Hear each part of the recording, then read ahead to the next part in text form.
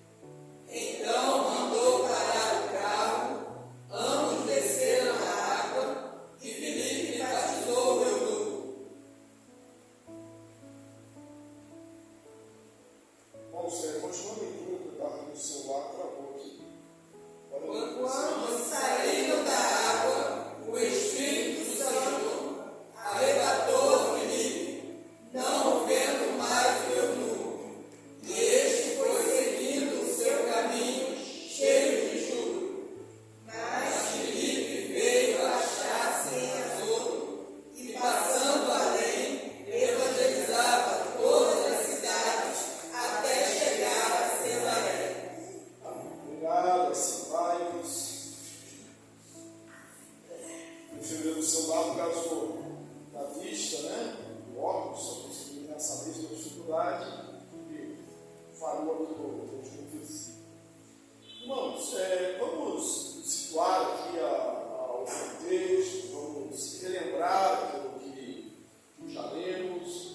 Nós vimos o progresso da igreja, a fundação da igreja.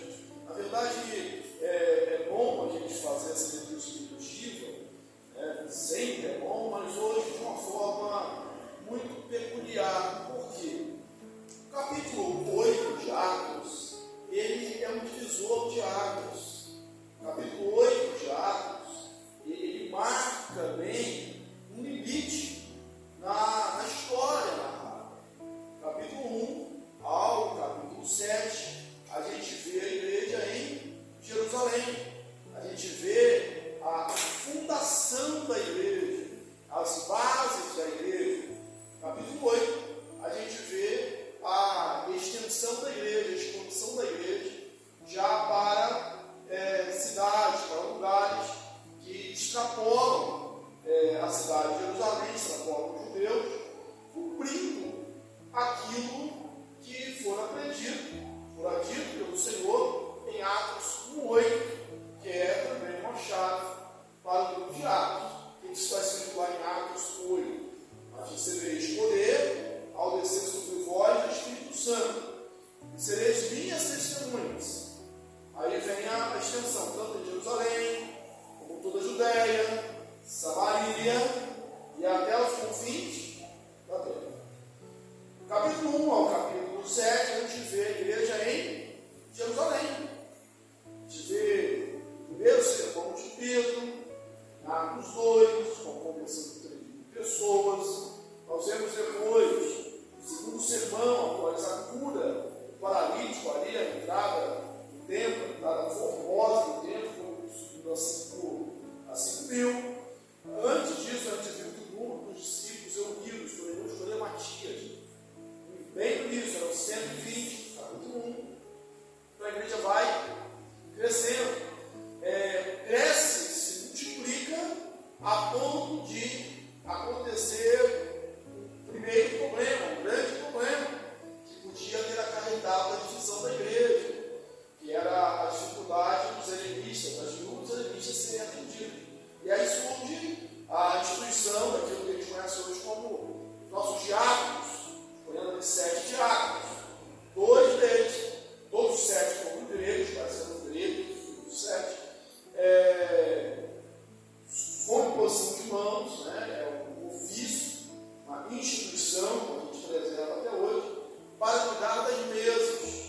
Nada obstante, mesmo para cuidar das mesas, para o serviço social, era necessário ser homens cheios do Espírito Santo, cheios de fé, cheios de sabedoria. Enfim, tudo o que você vai fazer na igreja, toda obra que vem à mão, é necessário que você faça espiritualmente, faça em nome do Senhor, faça cheio do Espírito Santo, faça cheio de sabedoria, cheio de fé.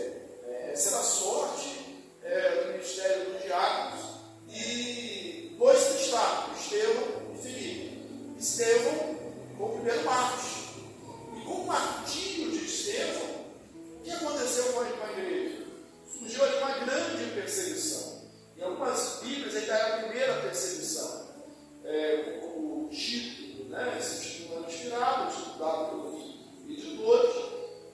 De fato, não foi a primeira perseguição. A gente viu antes Pedro sendo preso, o João sendo açoitados, mas era uma ação de açoitados e soltos. Aqui, com Estevão, foi a primeira morte. Estevão foi assassinado. Paulo, o texto de Paulo, consentia na sua morte. A gente estudou bastante sobre esse fato de Estevão. Paulo consentia na sua morte. Estevão fala com uma sabedoria irresistível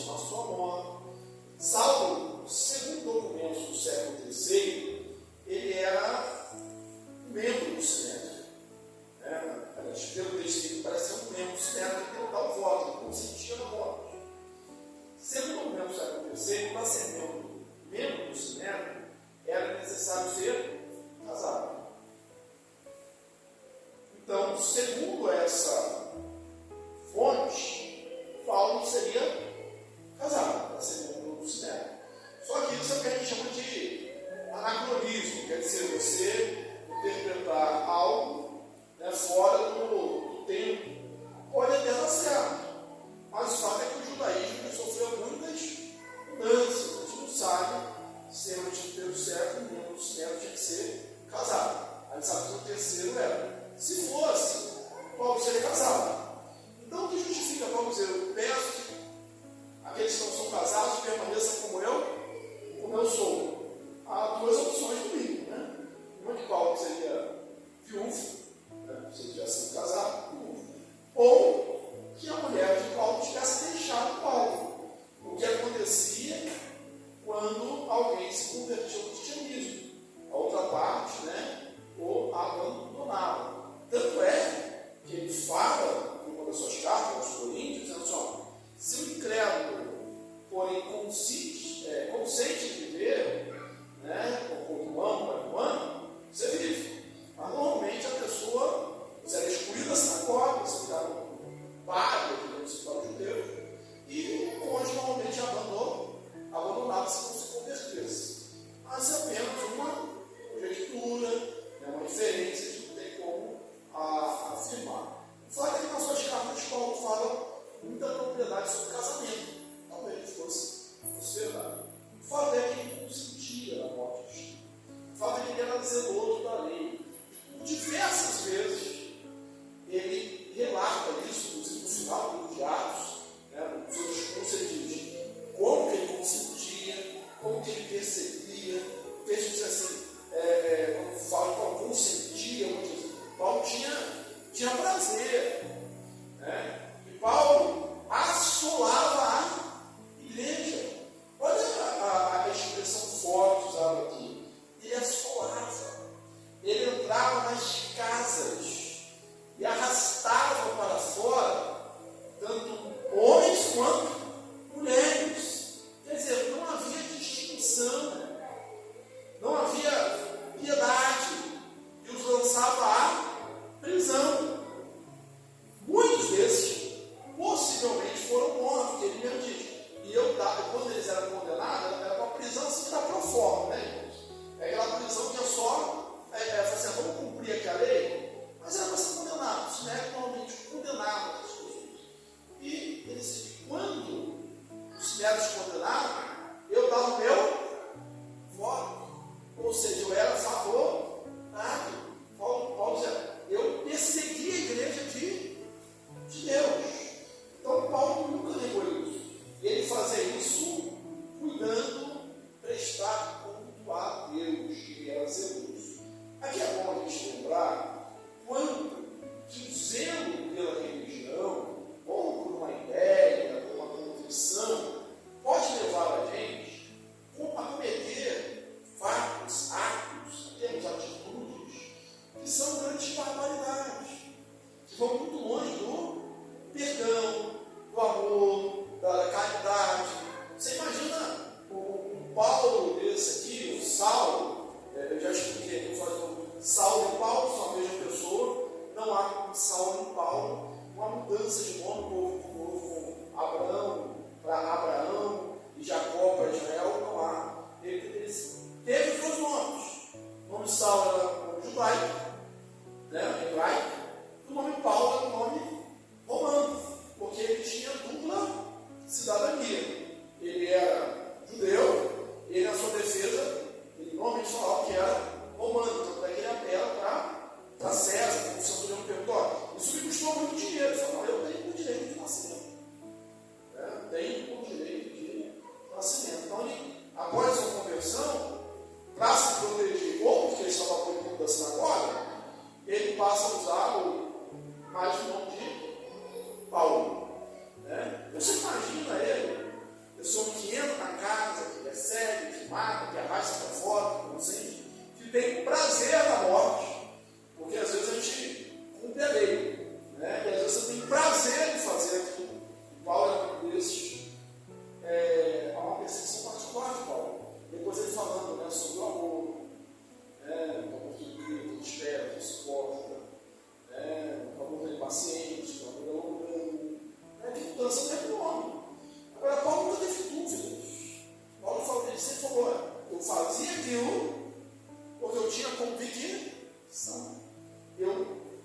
entendia prestar culto a Deus. E há um caráter bem particular nele, por quê? Porque ele pede carta, no capítulo 9, e vai para Damasco. Ele vai para outra cidade com o intuito de pegar todos aqueles que eram do caminho. Um outro nome para o cristianismo. O primeiro nome foi aceito pelos nazarenos. Só depois que a igreja tinha sido chamada de cristãos. Mas esse era o caráter de Paulo. Pensava-se com a perseguição não acabaríamos. O objetivo era esse. Ele esteve lá. Mas nunca a perseguição acabou.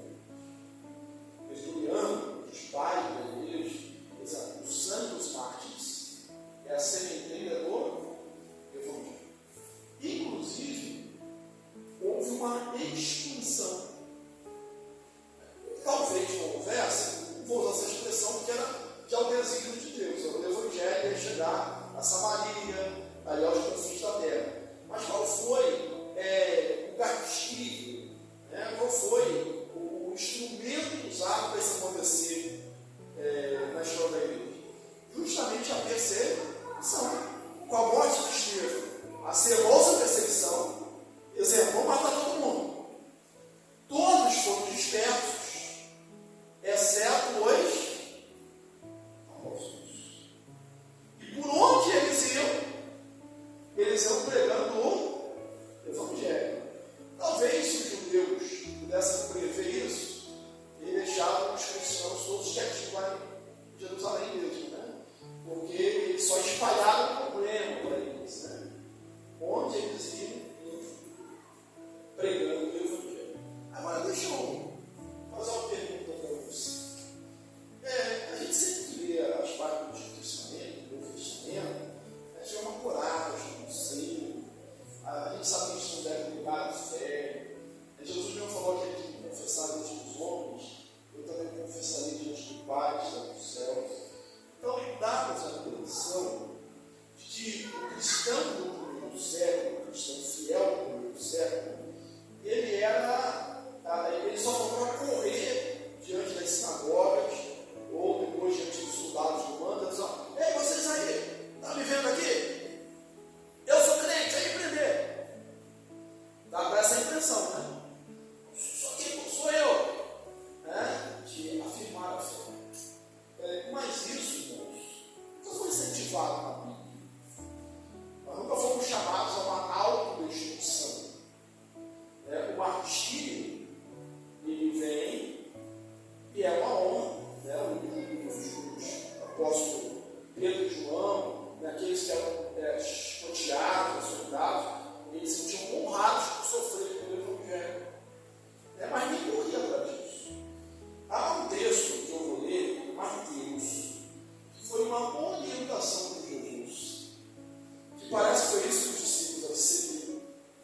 E parece justamente que é esquecido por esses cristãos mais radicais, os amantes do martírio, que não o martírio para pegar a flor do céu, para ter alguma recompensa, uma outra religião. Nós somos caçadores martírios, os seres de sermos mortos pelo Evangelho, por uma causa. Vamos lá, Mateus 10, 20, 27. É isso mesmo, Mateus 10, 23. Olha o que Jesus disse. Ele previu que iria acontecer, a igreja seria perseguida, e disse assim para os seus discípulos: quando, porém, os perseguirem numa cidade, fugir para outra. Peraí, Jesus está mandando os seus discípulos, crentes, cheios do Espírito Santo, cheios de fé, cheios de intrepidez, fugir? Isso mesmo está escrito. Quando, porém, os perseguirem numa cidade, fugir para outra. Porque, em verdade, vos digo que não acabareis de percorrer as cidades de Israel até que venha o Filho do homem.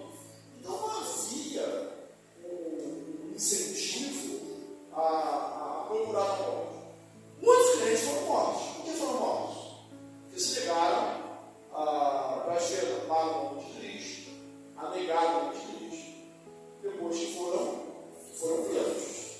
Né? E havia casos especiais. Né? O próprio Pedro e João, quando eles abriu a porta da prisão, o Sinédrio tinha mandado eles não pregarem mais, né? Eles foram soltos na manhã seguinte à noite, pregando. Mas a preservação, a autopreservação, não é igual um pecado.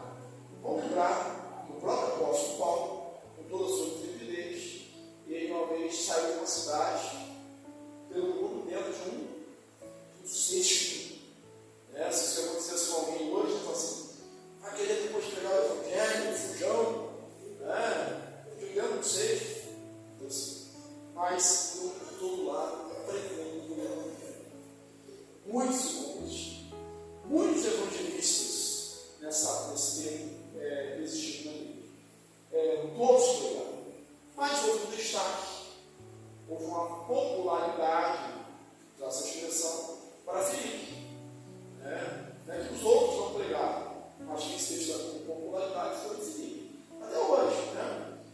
Existem muitos pastores pregando, muitos crentes pregando, né? Com a mesma afinidade, com o mesmo amor, com o mesmo espírito, com a mesma fé, ganhando muitas almas. Mas existem aqueles que se destacam mais em termos de popularidade. Aí a gente não discute se um é melhor do outro ou não. Todos estão fazendo a obra de Deus. Todos foram dispersos, o Deus da vida, iam pregando. Agora, Filipe veio se achar em Samaria. E o destaque aqui é importante, e diz que o texto que as multidões atendiam unânimes. Veja bem, o Lucas, né, o de Atos, ele para de contar. Eram 120 no capítulo 1, no capítulo 2, 3 mil, capítulo 5, só 3 mil, depois capítulo 5 mil, multidões as multidões atendem por ônibus a pregação. Bem, o Evangelho chega a Samaria, é o primeiro relato da pregação do Evangelho fora de Jerusalém. Qual é a importância, que a gente precisa pensar aqui nesse texto? Quem eram os samaritanos? Havia uma rixa entre os judeus e samaritanos. Tanto é que quando, naquele episódio que conta a história do bom samaritano, ele fala assim, aquele que era samaritano, porque o judeu jamais esperaria uma ajuda do samaritano. A mulher samaritana, o poço de Jacó, Jesus passou pelo meio de Samaria, porque o judeu não queria passar pelo meio de Samaria, e o espanto dela, muito forte comigo, sendo eu mulher, porque o homem não se teria de falar com a mulher, e sendo eu samaritana, era o espanto dela, não tem assim. Qual é essa história do samaritano? Samaria era a capital do Reino do Norte, eles estão pregando sobre Isaías aos domingos. Você deve estar bem familiarizado com isso, do sul e do fora. O Reino do Norte eram umas 10 tribos que seguiram, se dividiram por a morte de Salomão. Bem, a capital de Samaria, que o Reino do Norte era Samaria. O Reino do Norte foi levado primeiro para o exílio, 622 a.C. De lá não voltou. Depois, o Reino do Sul, 586 a.C., foi levado para o cativeiro agora babilônico, primeiro Assírio, depois babilônico. E, conforme a profecia de Jeremias, 70 anos depois, voltado com o decreto do imperador Ciro, da Pérsia. Vai pegar isso no capítulo 52 de Isaías. Bem, quando eles voltaram, havia uma política de deportação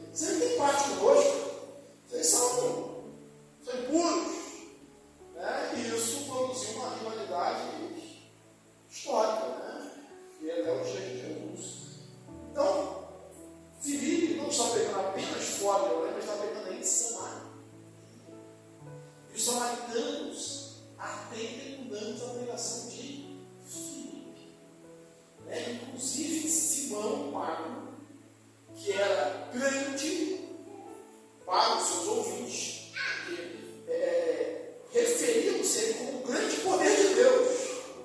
Por quê? Porque tinha o poder de Deus? Não, porque ele é muito enganado as pessoas com magia.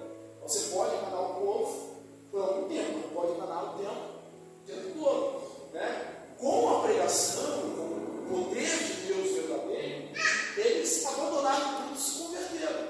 Inclusive, o texto próprio, Simão abraçou a fé e de perto a fim. Os apóstolos, sabendo o que havia acontecido em Samaria, foram até Samaria. Olhem para mim. Vieram buscar, enviaram, comissionaram Pedro e João. Pedro e João foram, não de modo próprio, mas enviados pelos dois. Aquela questão da primazia de Pedro, é difícil de chamar, Pedro era enviado. Como João foi enviado pelos 12. E ali oravam para eles receberem o Espírito Santo, chamado por alguns de Pentecostes samaritano. Para quê, irmãos? Para marcar, primeiro, uma época, um tempo. Atos, não livro de doutrina, esse é o livro da história da igreja. Não é sempre assim. Não acontece sempre assim. Nesse caso aconteceu por alguns motivos. Primeiro, para mostrar que aqueles cristãos de Samaria agora eram crentes igual os cristãos de Jerusalém. Era o mesmo selo apostólico, era o mesmo colégio apostólico. Nós teríamos duas igrejas, era a mesma igreja. E o espírito que eles recebem é o mesmo. Então eles não seriam crentes de uma qualidade inferior, mas seriam crentes como os crentes de Jerusalém. Foi para marcar essa situação. Bem, Simão vendo isso, ele chama os apóstolos e fala: eu quero esse dom, eu quero esse poder. Ele ofereceu dinheiro. Aí os apóstolos disseram: olha, seja o seu dinheiro contigo, nós somos perdição, porque julgaste e compraram o dom de Deus com dinheiro. Você não tem parte nesse mistério, porque você não procede corretamente, seu coração não é o de Deus. Essa é a causa, seu coração não é puro. Mas Deus for para caminho, né? Se você proceder bem, certamente você vai ser aceito. Simão, depois que ele pede aos apóstolos, fala para eles, ele pede que os apóstolos olhem por ele, aí não sabe o destino de Simão, sobre uma mudança. Só que nisso ele tinha abraçado a fé, ele teve perto a Pedro, a Filipe, depois ele se lembra.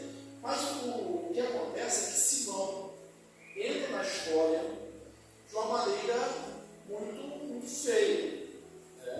A perpetuação do nome dele é ligada a uma prática que depois tornou-se uma comunidade média, foi denunciada pelos reformadores, que era uma prática de simonia.